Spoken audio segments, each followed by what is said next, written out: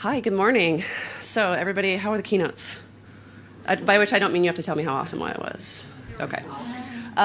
So this is really exciting because I see a room full of people. And in the back of my mind, we started the security track officially in New York a couple weeks ago. And that one was pretty full too, because when I started doing this in the back of my mind, I was like, oh God, are people really going to show up?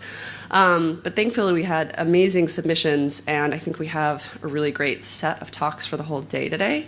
So we're going to kick this off with a power duo.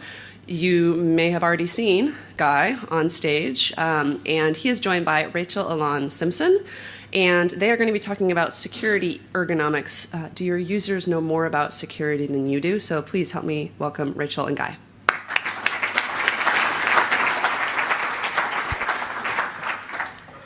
All right.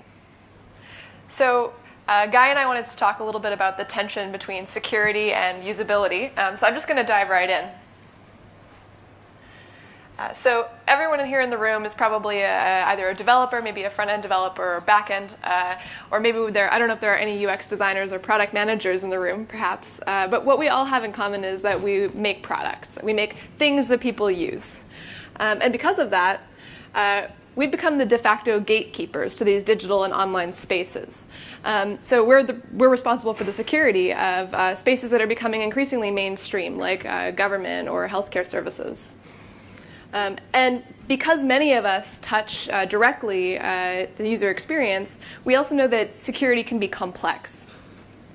As we develop our products, we want to think that our users are on our side, so we give them options. But unfortunately, users don't really think about security. They just want to get something done. That might be posting a tweet to Twitter, or it might be making a bank accounts transfer. But ultimately, while security might be important to them, it tends to be back of mind. So we think about attacks on security, and we think of them this way. We imagine sophisticated attacks, but in reality, a lot of those attacks tend to be more simple. It might be someone looking over someone else's shoulder as they type their PIN number into a bank machine, or someone who seems that they're in a position of authority asking someone else for their password. So these are pretty simple attacks, but they tend to be very effective. So many of us in this room are probably asking ourselves, are our users stupid? Why do these kinds of things work? And it might make us feel better to think of it this way, but in reality, users are behaving in ways that match their own goals and motivations. There is a certain logic to it. And we have to keep in mind that security might not be important to our users while it's important to us, and we have to be aware of that in any given moment. So hi, I am Guy. You've seen me yesterday on stage. I've been working on security for a good couple of decades now, with an interim there where I worked on performance, most recently being the CTO at Akamai. And now, as you've seen yesterday, I'm the founder of a company called Snyk doing security developer tools. My name is Rachel. I'm a user experience designer, which means I design the thing that falls between the person and the piece of code that does something for them. At the moment, I'm working on the Chrome UX team because I care a lot about making things that are really important a lot easier and more enjoyable to use. In my free time, I organize a lot of design events like the Munich UX Design Jam, and I also sometimes mentor startups at the Google Startup Launchpad. Cool. So the first topic we're going to talk about is, so at a high level, what we're going to talk about through this presentation is why do users make insecure decisions? And we'll talk about how can we help them not make such insecure decisions. We're going to cover three topics here, which are HTTPS and certificate errors, phishing, and authentication. For each one of those, we're going to try to give some practical real-world data, some practical tips and tricks, but maybe even more important, try to extrapolate from them some design principles, systems, and visual design that you can take with you to apply to a broader set of decisions. Okay, so this is the big question. Why is it that people do what they do? Why do users make decisions that we would consider to be insecure? And there are three top reasons that we want to talk about more in depth today. And obviously, these aren't the only reasons that people behave the way that they do, but they're a good way to start thinking about how our users think and work. So first and foremost, users have different motivations. They're most likely to be focused on their own tasks, so they tend to filter security data that might give them indications of attacks or other important details. So this whole topic is primarily about attention and focus. Secondly, lack of expertise. We don't want to say that users are stupid. What we want to say is that expertise falls on a spectrum. So even a particularly savvy user might miss details outside of their area of expertise and fall victim to an attack. And so even then, there are basic limits to, there are basic human limitations that everyone is subject to. These are things like memory and cognitive load that we have to keep in mind. Cool. So now the first topic we'll cover is HTTPS indicators.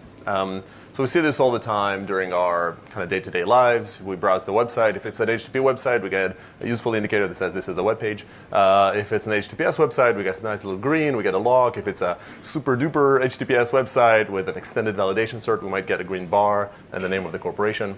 On the flip side, if the HTTPS was not so great, we're going to get some little warning sign. Maybe it's yellow, maybe it's red. In some extreme cases, actually get a prompt or sort of a blocker. So I have an exercise for all of you. Spot the security information on this page. It looks super tiny. So I've given you a little bit of a hint because I was talking about address bars. It's like over here at the top left, there's that tiny little yellow rectangle.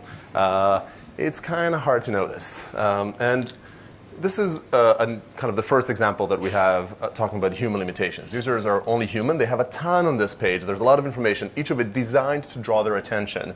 And as a person, you can only notice, as a human being, you can only notice so much. But let's roll with it. Let's say that you are one of those rare beings that did notice it, and you clicked it, and you switched to the other tab, and you read it. And now you know that this yellow sign is because this site is signed using a deprecated signature algorithm based on SHA-1. Awesome. So most users don't understand a single word in this sentence. My manager is really happy right now. Yeah, and even if you do understand those, it's not clear what are you supposed to do about this, right? So again, it's sort of an example of lack of expertise. I mean, users don't understand security; they don't understand those components, and even more so, how do you weigh this decision? If it wasn't clear to you, the expert creator of this, what is right or wrong here, how can it be clear to my grandmother or like to some non-technical, or even technical but not top security expert user? So the challenges with security indicators go further. For instance, an HTTP website would get the page icon. An HTTPS website using a less ideal crypto would get this warning sign.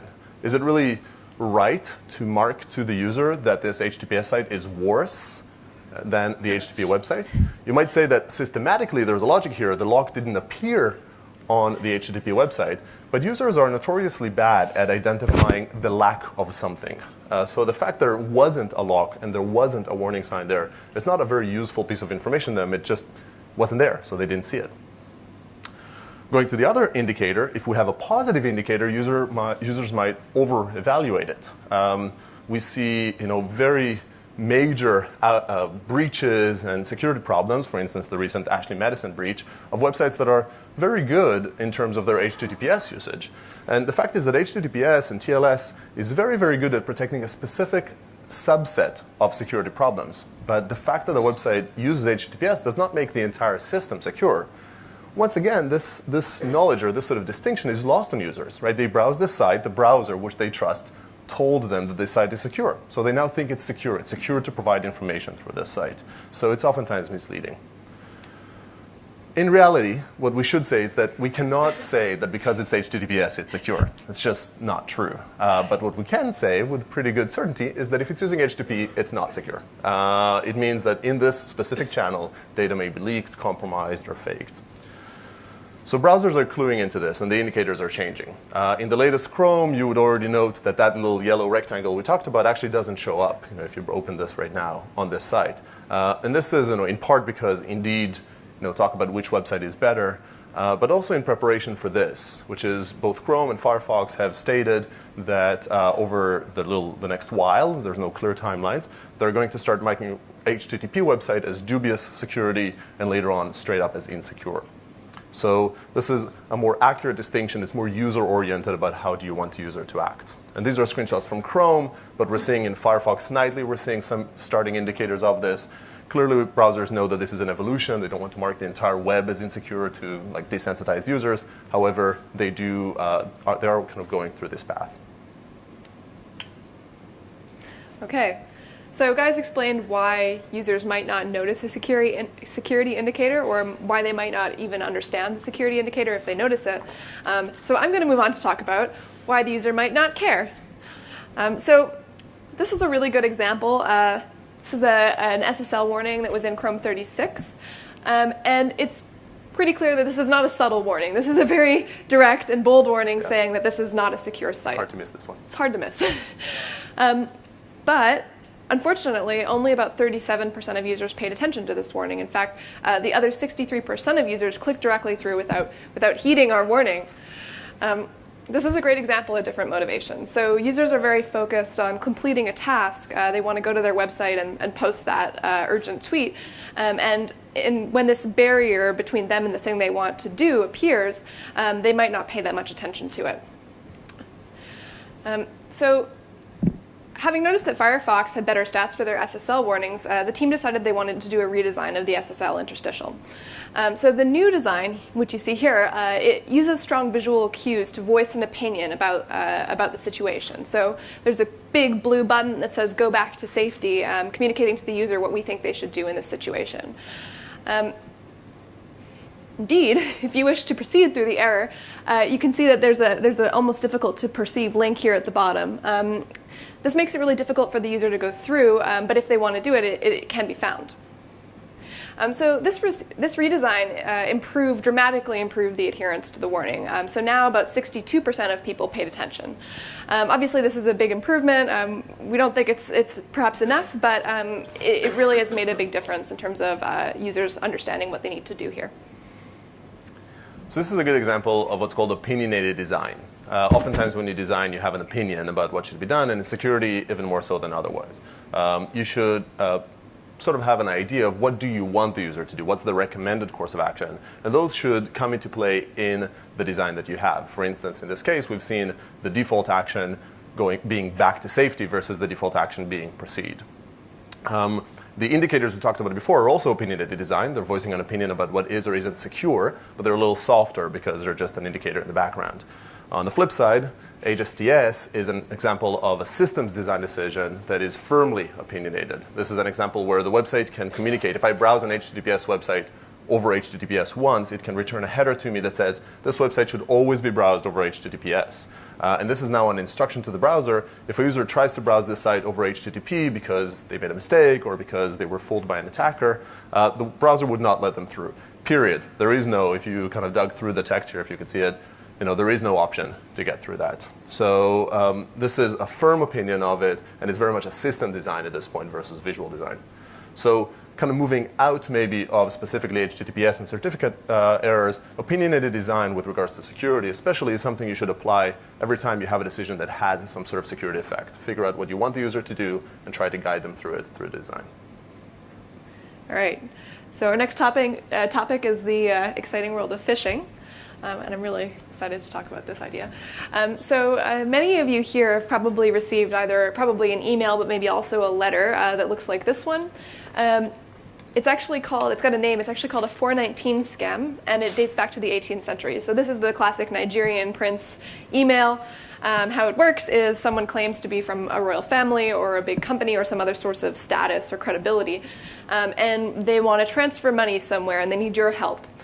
So they're going to need, of course, the bank account details and your name and all of that information so that they can make that transfer. And then, of course, they'll give you a great reward for your help with that. Okay, so these are some excerpts from that example. I'm going to just read it out. So it says here, I seize this opportunity to extend my unalloyed compliments of the new season to you and your family, hoping that this year will bring more joy, happiness, and prosperity into your household. Here, I'm therefore seeking for a reliable person that will play the human role as the next of kin to this fund, which is in the amount of £32 million sterling. Yeah. And please respond immediately via my private email address, j_jerrysmith@aol.com. I always get unalloyed compliments. I get those all the time. We accept unalloyed compliments. Yeah. Yes. Especially after this talk. Yes. Okay, so many of you are probably thinking about this phrase, there's no patch for human stupidity. Now, so it seems funny, but a lot of people are fooled by this kind of thing. It's good. No. A lot of people are fooled. So there is a security company called ThreatSim, which conducted a study, a State of the Fish report in 2014. And they found that 23% of people, on average, open the email, or an email like this one, and 11% on average click through. So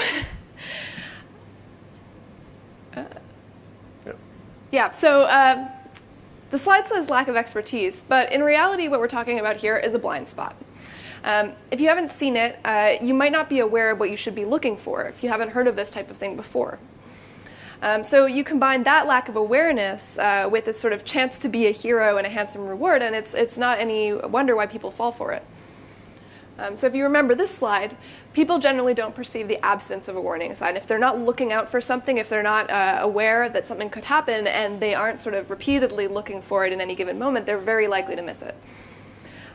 In this case, the user is expected to notice a lack of indicators of credibility, things like credible language or visual design or credible logos. Okay, so we tell you this, but we want you to really understand how difficult it is for a user to actually see this kind of thing when they're not looking for it. So we've got a nice example to show you. Oh, wait. I'm going to just... I have a hack. Okay. This is the monkey business illusion. Oh, before we start, can I just get a show of hands? How many people have seen this before? Okay. Don't ruin it. The monkey business illusion. Count how many times the players wearing white pass the ball.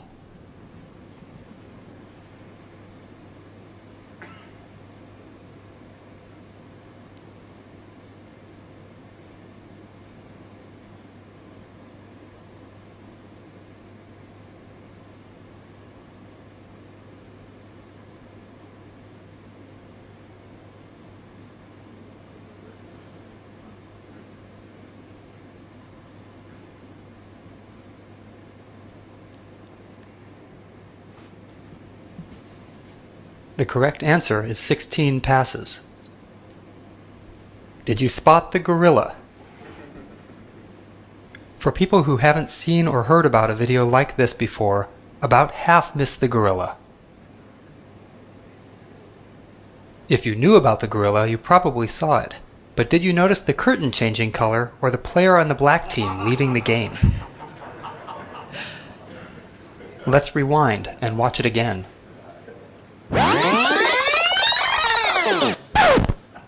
Here comes the gorilla, and there goes a player, and the curtain is changing from red to gold.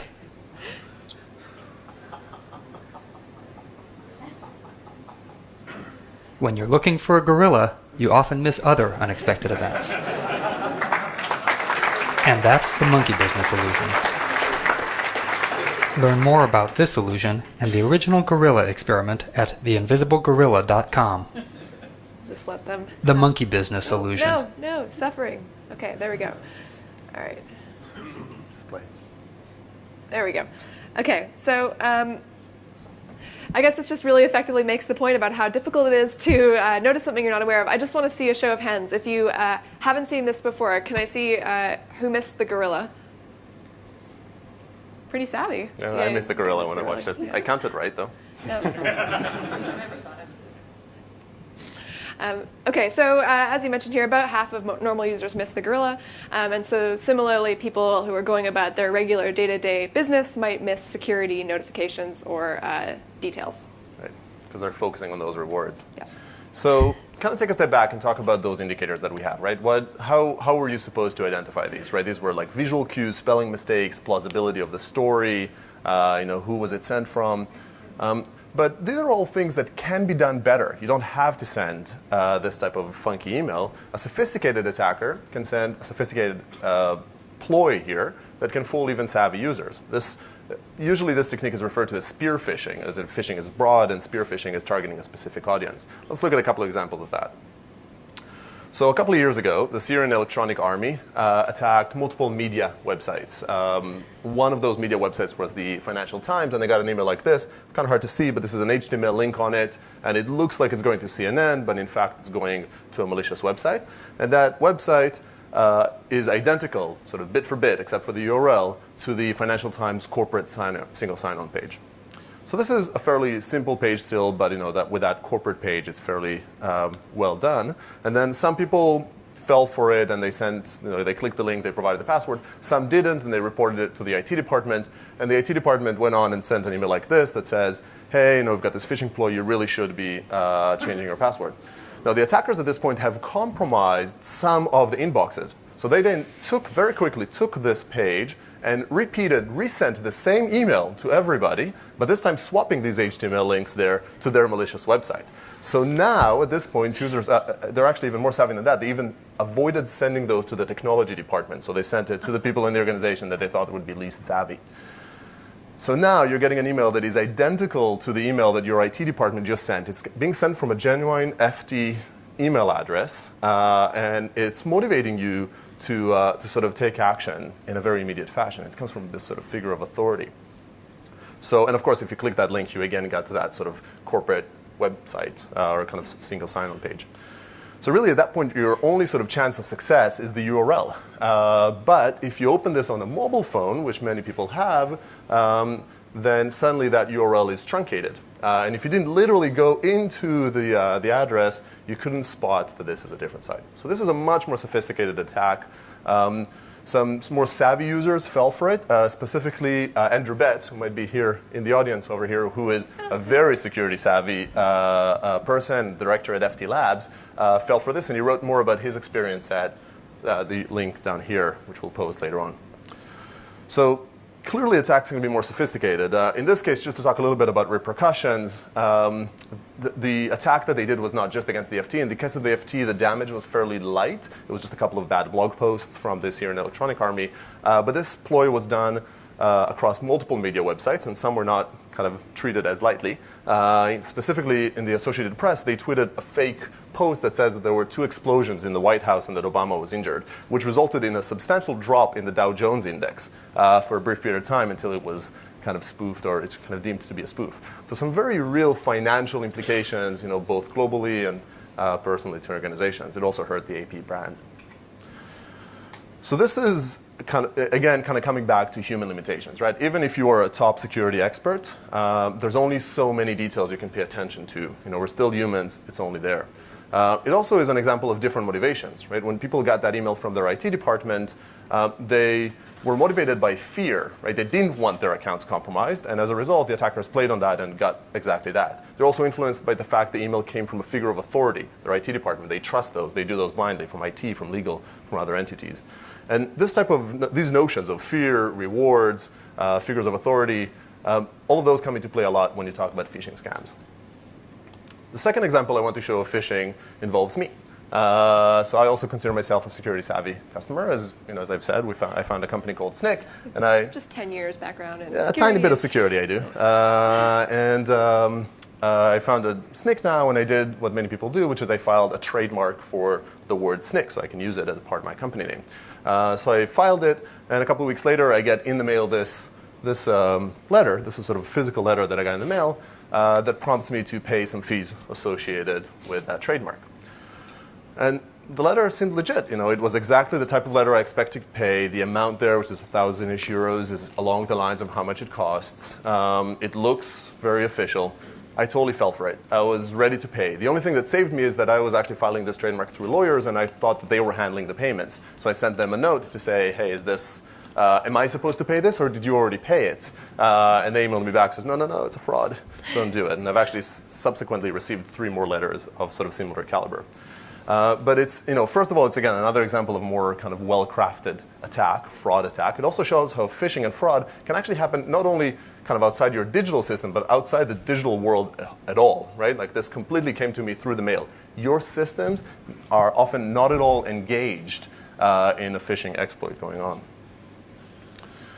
So phishing is hard. Phishing is, maybe the hardest problem right now in security in the sense that there's no real kind of good single solution because it happens outside your systems. You need to have a multifaceted sort of strategy to how do you deal with it. You need to educate your users. You need to have good email filter blockers. You need to have good kind of blacklists.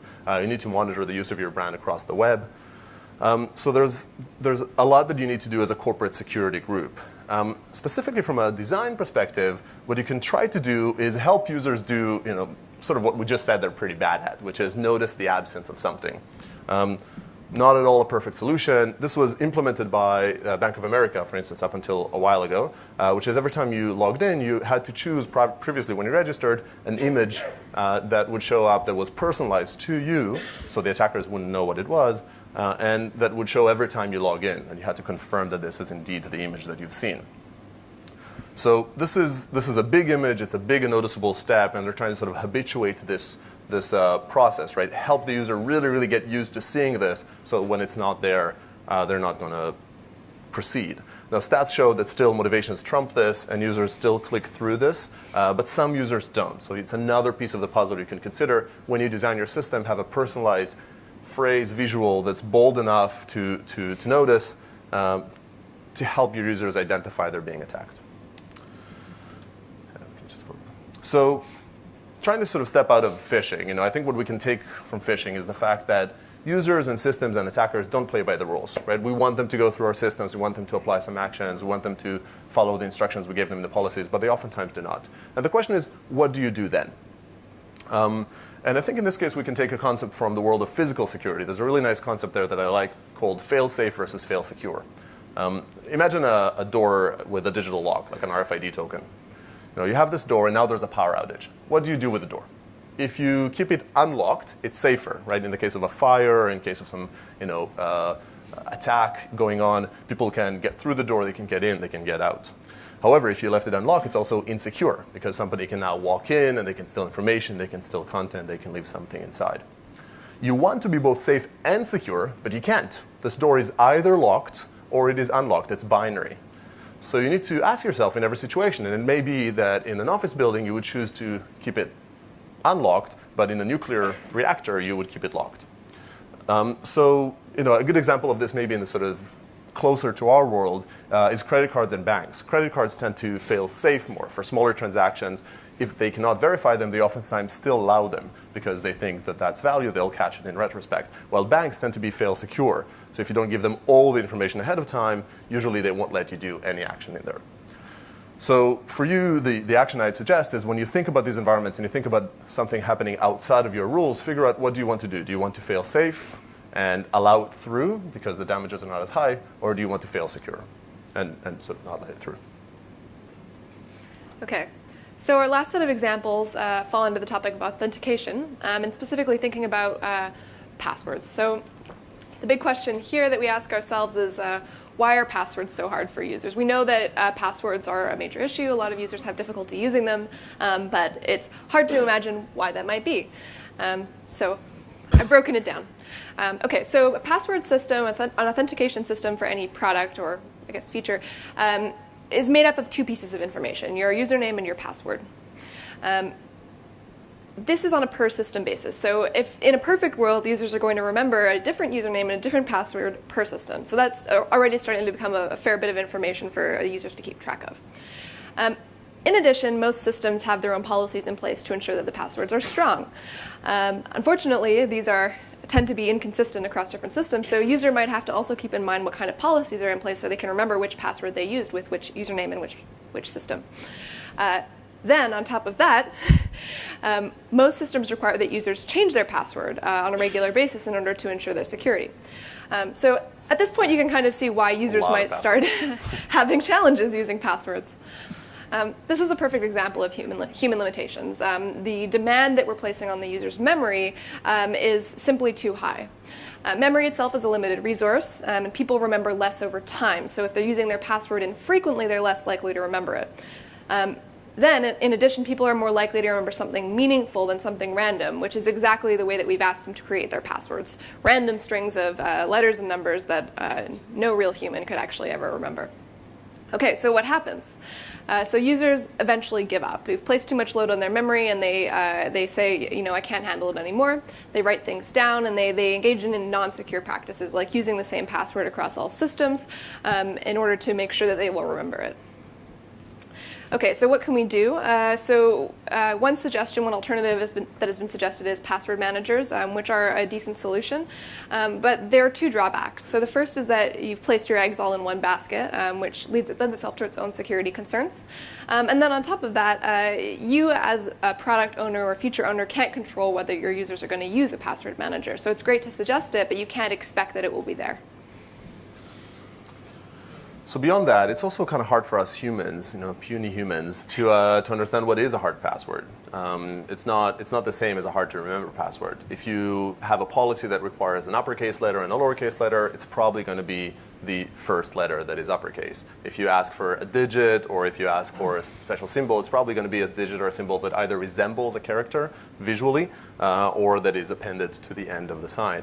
It's very consistent, and users do this so they can remember the password, but that also makes it predictable for attackers to guess. It's hard to know whether a password is easily or not enumerable, how enumerable it is. In addition, not only does the same user use the same password across different systems, different users often use the same passwords. In fact, the top 25 passwords make up 2% of all passwords in the world. And they're not very sophisticated passwords. They're fairly simple. So attackers have actually embraced that, and if they just want to get into a system, they'd often enumerate usernames instead of enumerating passwords. This evades most lockout mechanisms and has pretty good statistics. It's hard to maybe compromise a specific account, but if you're just trying to get through the door, say, into a corporation, they have a pretty good shot of success. This reminds me, I was just in India, and we ran into really a lot of people. They were sharing accounts, but also they use their wife's name or their husband's name because they'll remember that. Of course. Yes. Yeah. More and secure. Then tack onto that the fact that probably many of those wives or husbands have the same name. Yes. So, on top of all of that, even if you got the user to use a sophisticated password, the reality is it's too much to remember a sophisticated password for every account, so users reuse passwords. So even if your system is super secure and required a truly secure, you built some enumeration tester and you got your user to put some fancy password in there, users do reuse the passwords. And then if one of those other systems where the reuse that password has been compromised, they can now go in and log into your system. And it is, while wasn't an action that was done by your misdeed, it is still a part of your responsibility to help protect those users from that. So the solution for this is two-factor authentication, or the best solution for this is two-factor authentication. Two factors implies that it is 2 out of the 3 factors that can identify you today, the more kind of well-known. 1 is something you know that is hard to guess, like a password. 2 is something you are that is hard to spoof, like a fingerprint or a retina scan. And 3 is something you have, that you have, like a cell phone, so you can get a text message. That's hard to spoof or to sort of get. Biometrics, that's something you are probably the best in terms of identity, but they don't quite scale yet on the web. Maybe there's some work being done on that. So for now, usually when you talk about two-factor authentication, you're talking about a token, something that you have, as well as something that you know. So a password and a token. And it's worth clarifying that tokens are not more secure than password. They're just insecure in different fashion. Right? If you get a text message to log in, then somebody that's near you is probably going to see that text message on your phone, and they can log into your account pretty easily. But somebody that's remote might have a harder time getting into your account. So it's just a different type of profile. But when you combine the two, you get pretty good security. So two-factor authentication, implementing that as a system used to be pretty hard because they had to figure out, that was actually part of this, of various organizations that were trying to give out, banks were trying to give out these calculators. I've got this little HSBC calculator that I was sent. They're expensive, they're cumbersome, people need to carry that thing around with them. So it was very non-usable. Today it's easier because everybody's carrying around a phone, and those phones have applications like Google Authenticator or Authy or others that you can use, or you can get a text message that's also very popular. So today it's much easier, and you really should be using those in your systems. If you really don't want to put that effort, the other alternative you have these days is you can defer the login mechanism to one of those central systems that have the federated logins, like Facebook login or Google or LinkedIn or Twitter. Like all of them have those. And by delegating those, they do their security and in general their authentication and their two-factor authentication fairly well. So it's a valid means of ensuring that those are more secure. While easier, two-factor authentication is still kind of new for many users. Even in the tech industry and definitely outside of sort of the less techy users, it's still considered new and kind of cumbersome, and they can't get it. So I wouldn't recommend requiring it for all systems. Clearly, that's better for security, but it might not be a great usability trade-off. But definitely, I would suggest that you support it, that you promote it. I like GitHub's sort of shaming dashboard. In the team, you have this sort of clear, noticeable components to say who is not running two-factor authentication to make it unmissable, some peer pressure going on. Highly effective. Yeah. So definitely encourage it. And at some point, when you look at your statistics, maybe you can switch to requiring it. Mm-hmm. OK. So speaking of two-factor authentication, so the more complex the system is, the more difficult it is for a user. So we often put in place mitigating factors so that we can kind of balance out that tension between security and usability. Some good examples are things like remembering your password on a computer, or forgot my password system, allowing users to answer security questions or do something else in order to get that password back. But the only thing that we want you, the thing we want you to keep in mind is that your security will only ever be as strong as the weakest link of these seen here. So kind of thinking as a whole, not just about authentication, but in general with regards to designing products, it's important to keep in mind that when you design a product or a feature, remember that security forgiveness falls on a spectrum. So there's not, again, as with our other examples, there's no perfect answer, but there's value in asking the question. You need to decide where you fall on the spectrum between security and usability. Cool.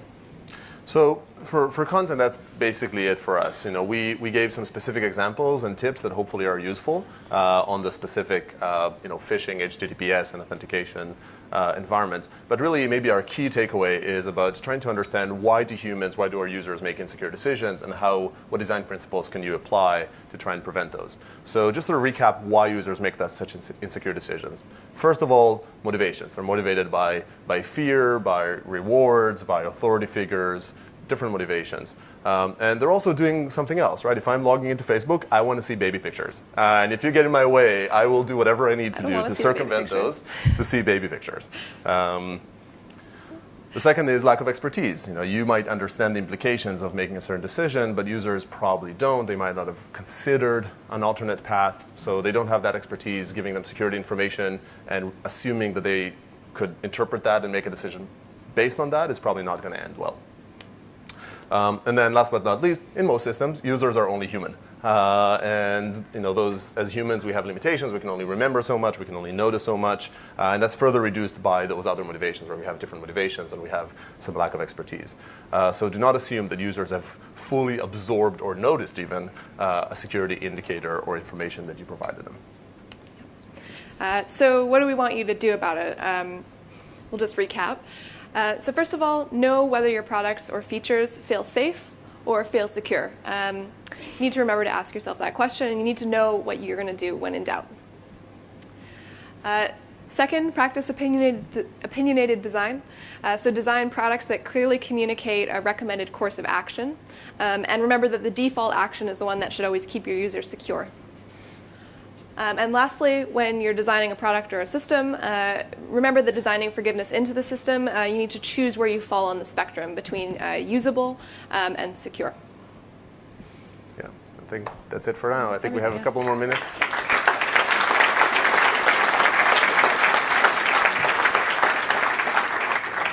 Thank you. And I think we have a couple of minutes still for questions. Yeah. So how did they find out you had it? Was there like a database of applications for patent names? Like how the hell did these people know? How do they find out about the trademark component? Well, they've just sort of seen it before, right? So if you did look at that letter in detail, you'd see that I filed the trademark in the UK, and this was a European system. So this is, it's oftentimes you would file in Europe, but this went to some bank in Czechoslovakia. I think she's asking also, how did the attackers identify that you were? Oh, this is trademark is public information. Yeah, well, that's what I figured. Sorry, trademark. Yeah, the fact that I filed it was public because it's a trademark, and people are supposed to be allowed to scrutinize to see. No, I'm using this term. Makes sense. Other questions? Yes. You mentioned that those top 20 words represented something like 2% of all passwords. From which data sets are these statistics used. I believe that not all companies are just sending somewhere all the passwords available. Yeah.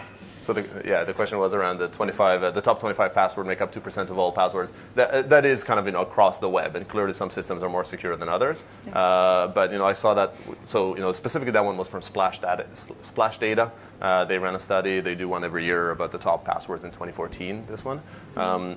And it's across system. So clearly, you can't use the word QWERTY if you required an 8-letter password that has an uppercase letter and an item. In that case, it would be QWERTY123 with an exclamation mark, and that's probably going to be a popular one. So statistically, it's very easy to send many requests. So maybe it's not a 1 in 50 chance of success on a password, whatever, multiplied by 25. But users would use the simplest password possible within the constraint of their policy to make their lives easier. And you can extrapolate that many users will be reusing the same password across other systems and same username. So it may be that your system's secure, but another system isn't. Yeah. And you don't need to guess because passwords leak all the time because all sorts of breaches happen and attackers post those passwords out there. And if you look up your own password, it's probably going to be there in one of the systems. So we have this rich data set with which you can use to identify frequent passwords that meet certain policies. And attackers use those very well. They're commercialized. You can buy them for like a couple of bucks. You can do a lot of those. You should know that every time we talk, I have to be in the fetal position in my room for a little while. Yeah, just because you're paranoid doesn't mean they're not after you, right? Yeah. Other questions? Yep. Silence. Good. So we'll be around, and I guess we have office hours actually after lunch. So during lunch. During lunch. Okay. During lunch. Yeah. So we're eating. lunch, office hours.